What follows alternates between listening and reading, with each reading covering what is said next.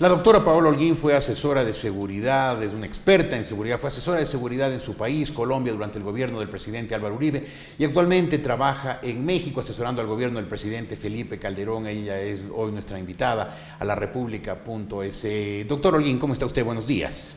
Buenos días, ¿cómo está, doctor Jorge? Muchas gracias, doctora. Cuénteme, ¿usted está en el Ecuador haciendo alguna labor también de asesoría en temas de seguridad? Pues, doctor Jorge, a mí me invitó un político muy joven de San Borondón, Daniel Molina, para tener algunas charlas con el prefecto, con el alcalde de Guayaquil, el alcalde de San Borondón, el alcalde de Durán, y adicionalmente para dictar unas conferencias en varias universidades, en la Universidad del Espíritu Santo, en la Universidad de Guayaquil, en la Universidad Católica con motivo de sus 50 años y en Casa Grande también. ¿Y cuál es el mensaje central que usted está dando en estas conferencias? El mensaje es, primero, la importancia de entender la seguridad como un derecho humano, como un bien público, la necesidad de tener políticas de seguridad integrales que trabajen la prevención, la represión, el control y la rehabilitación, la importancia de entender que para combatir crimen organizado hay una responsabilidad compartida de todos los países. Estoy contándoles un poco la experiencia del gobierno colombiano, del gobierno mexicano, en el combate a las organizaciones criminales y también en el diseño de políticas de seguridad ciudadana y convivencia. Usted, en los días que ha estado aquí, ¿ha podido saber si en el Ecuador existe eso, una política integral de seguridad? Porque, permítame, doctora, que le dé un antecedente. El gobierno del presidente Correa sostuvo durante un año y medio, la extravagante teoría de que en el Ecuador no había un problema de inseguridad, sino solamente de percepción de inseguridad. El Ecuador perdió entonces un largo tiempo en el combate de la corrupción, después abrió las fronteras del gobierno y hoy los ecuatorianos, como nunca antes, nos sentimos inseguros, débiles frente a la delincuencia que nos acecha. Hay varias cosas que yo quisiera resaltar. Uno, la seguridad es un problema real, aunque también es un problema de percepción. Uno encuentra que hay países que tienen de repente menores cifras en delitos de mayor impacto, pero donde la sociedad se siente insegura, porque hay otra serie de factores que tienen una influencia importante. Lo que siento, lo que he podido sentir en estos días, uno, es que la ciudadanía está temerosa, que hay una percepción de inseguridad muy grande y que hay una realidad también importante. Siento, he podido conversar con algunas autoridades locales y ellos están sintiendo un poco que están dando la pelea amarrados. Están sintiendo un poco que todo se quiere llevar desde el gobierno central y que ellos, siendo el representante más cercano al ciudadano, no tiene herramientas para poder dar una respuesta apropiada a los problemas de seguridad en sus territorios, en su localidad. Otra cosa que es importante y que he logrado percibir es un poco unas fallas en el sistema de justicia. Y ahí hay una cosa fundamental. Uno, que en una democracia es importantísimo la independencia de todas las entidades que confluyen al Estado, porque si no, uno tiene una dictadura con votos. Lamentablemente eso pasa en el Ecuador, doctora. No hay independencia de la función judicial.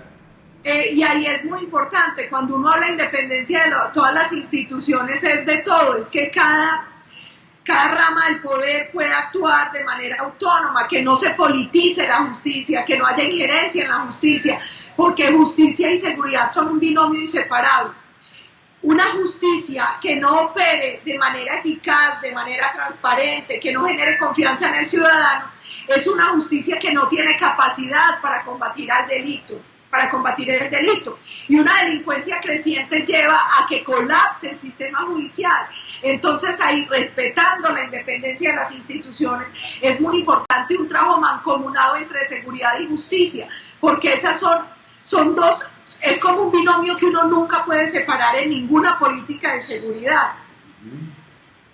Ahora, en el caso colombiano, durante el gobierno del presidente Uribe, hubo un evidente retroceso de la violencia, fue exitosa la política.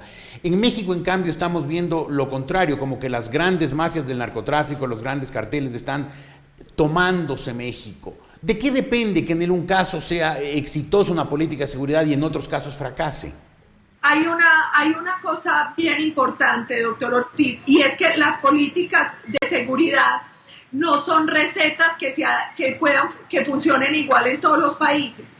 Por eso son muy importantes los diagnósticos, las cifras y la certeza sobre la naturaleza de los delitos, sobre el tipo de violencia que hay en cada país y los elementos con los que se puede combatir. En el caso de Colombia, la política de seguridad democrática fue una política integral que trabajó represión, control, prevención, rehabilitación. Fue una política que se pudo hacer porque existía liderazgo del presidente Uribe y compromiso por parte de toda la ciudadanía y de los actores políticos frente a esa política de seguridad. Colombia era un país que había padecido violencia durante décadas, pero nunca se había puesto en el centro de la agenda pública el tema de seguridad. Uribe no solo logró hacer eso, sino que logró movilizar a toda la sociedad y a todas las estructuras del Estado en torno a una política de seguridad. Hoy, el presidente Calderón valientemente está enfrentando un crimen organizado muy poderoso en México, pero enfrenta múltiples dificultades. Le voy a dar casos específicos. La política del presidente Calderón es una política que busca tres elementos muy importantes: el combate y el control de las estructuras criminales, el fortalecimiento institucional y el fortalecimiento del tejido social, la reconstrucción del tejido social que se ha destruido a raíz del crimen en este país. ¿Qué dificultades hay? Primera, que el presidente Calderón encontró un crimen muy poderoso y fortalecido, porque los otros estados, a veces por debilidad, a veces por complicidad, a veces por facilismo, no quisieron combatir esos criminales que antes trabajaban para los carteles de Medellín y para los carteles de Colombia, y que hoy son tan poderosos que son los demás carteles los que trabajan para ellos. Adicionalmente tienen otra dificultad. México, a diferencia de Colombia, es un país federal. Entonces hay unos delitos de fuero municipal, de fuero estatal, de fuero federal, y hay más de 2.000 cuerpos de policía. Y no han sido fáciles las reformas a pesar del liderazgo del presidente Calderón. Cito un ejemplo específico. Como en México existen más de 2.000 cuerpos de policía, es muy difícil coordinarlos. ¿Qué está haciendo el presidente Calderón?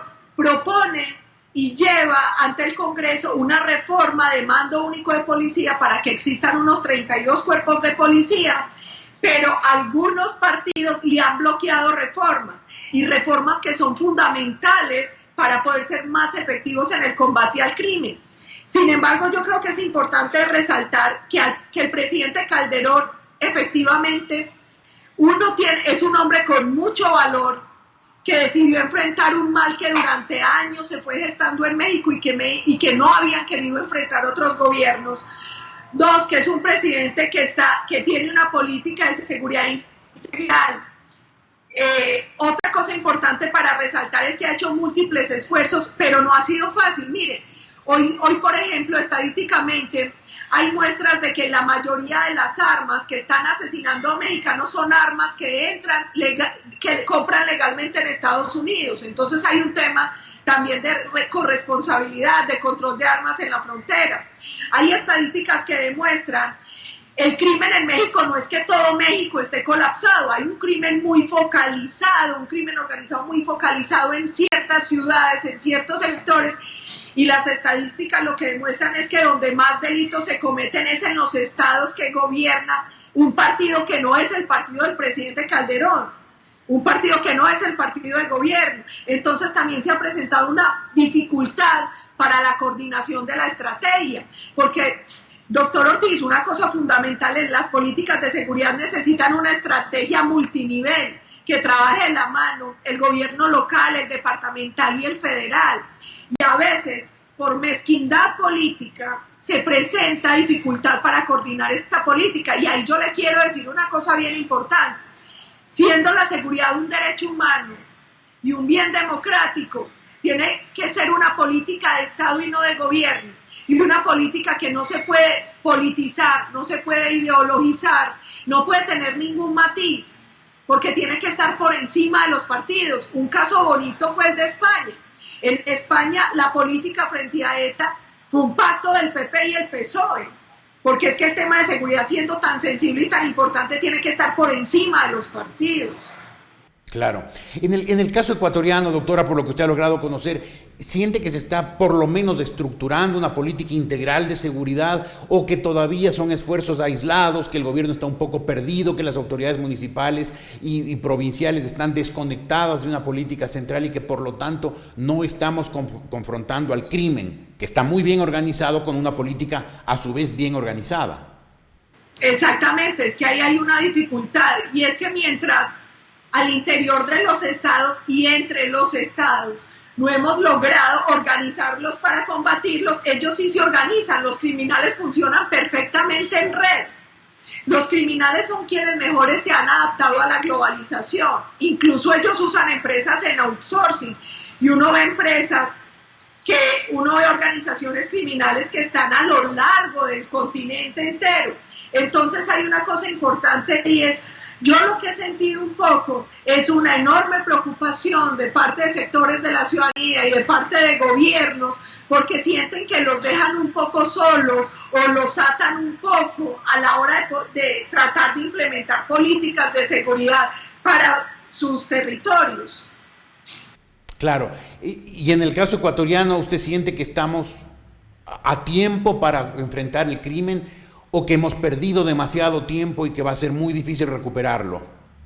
Yo siempre digo que con cualquier política de seguridad es mejor tarde que nunca, pero también digo una cosa importante: el gran problema con las políticas de seguridad es que las demoras se pagan con sangre, las demoras se pagan con vidas de ciudadanos, las demoras se pagan con desconfianza y deterioro del tejido social, las demoras se pagan espantando la inversión. Nadie quiere llevar su dinero a países que tienen problemas graves de seguridad. Ningún ciudadano, ni del país ni de afuera, quiere invertir en un país que no le dé seguridad en todos los sentidos: seguridad jurídica, seguridad física. Mire, nosotros tuvimos una época en Colombia donde, por ejemplo, el tema de explotación petrolera tenía dificultades porque ninguna empresa quería llevar sus contratistas, sus ingenieros, por miedo a que los secuestrara la organización terrorista de las FARC. Entonces, finalmente, el tema con la seguridad es que ahí se tiene que trabajar con sentido de urgencia, porque es que el costo de la demora es muy alto. Doctora, usted estuvo muy cercano al presidente Uribe en la época de la lucha más decidida contra las FARC. ¿Usted siente que la ofensiva militar y policial colombiana contra las FARC hizo que combatientes colombianos se desplazaran al Ecuador y ese problema de seguridad que tenía Colombia parcialmente por lo menos se trasladara al Ecuador?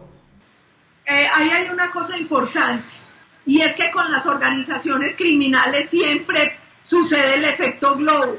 Por eso es tan importante entender que frente al crimen transnacional las soluciones tienen que ser multilaterales, de equilibrio, de responsabilidad compartida, porque si usted hace presión sobre organizaciones criminales, ellas necesariamente no desaparecen, pueden mutar o trasladarse a otras zonas donde encuentran refugios más seguros. Miren, lo digo con todo respeto y abiertamente, nosotros encontramos, por ejemplo, que por la falta de coordinación en el combate al narcotráfico, las trazas de tráfico de droga aéreo se trasladaron para Venezuela, por ejemplo. Entonces ahí hay un tema claro, y es que si no trabajamos de manera conjunta entre todos los países para combatir este tipo de organizaciones, ellas simplemente se trasladan a zonas donde se sientan un poco más seguras, con una dificultad. Mire, los criminales no tienen límites ni éticos ni fronterizos, y esas organizaciones funcionan de manera solapada. Entonces van y buscan refugio en otros países, y la gente cree que ahí no van a hacer nada. Pero los delitos que cometen en el país de origen terminan cometiéndolos en el país donde se les abren las puertas. Eso es muy importante tenerlo presente. Los guerrilleros de las FARC que asesinan, secuestran y han esclavizado durante décadas a colombianos, si uno les sabe albergue en otros países, van a terminar haciendo lo mismo en esos países. Qué grave su admonición, doctora. Muchas gracias por haber estado hoy en la República. Creo que ha sido muy interesante y estoy seguro que todo el público que ve esta entrevista va a tomar muy en serio sus reflexiones. Ojalá pronto el Ecuador pueda establecer también una política integral de seguridad para defender a los ecuatorianos del crimen que avanza y avanza muy agresivamente. A usted, doctor Ortiz, toda la gratitud, todo el reconocimiento en el Día de la Libertad de Expresión por ser un luchador democrático por este derecho, y toda la fraternidad, todo el afecto al pueblo ecuatoriano que es nuestro hermano de sangre. Muchísimas gracias. Gracias a usted nuevamente, doctora. La doctora Paola Holguín, una experta, como acabamos de ver y comprobar, una experta en temas de seguridad.